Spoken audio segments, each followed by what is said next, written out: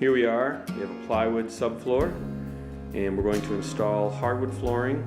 In this case we're going to be using 3¼ inch wide red oak, and there is the stack of wood right there, ready to go. We lay out paper over the plywood subfloor and then we're going to install our hardwood on top of that. We start against that wall with our flooring and then we'll start nailing it in. We erect out our flooring, making sure that the joints don't get too close to each other.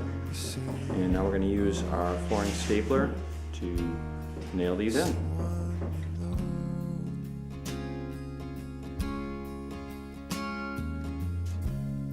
But I promise you this, I'll always look out for you.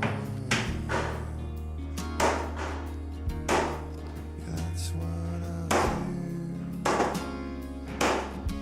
When we get near the wall, we'll use our ratchet and tighten up the floor.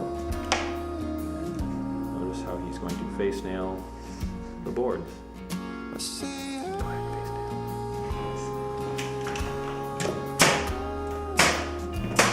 So there you have it.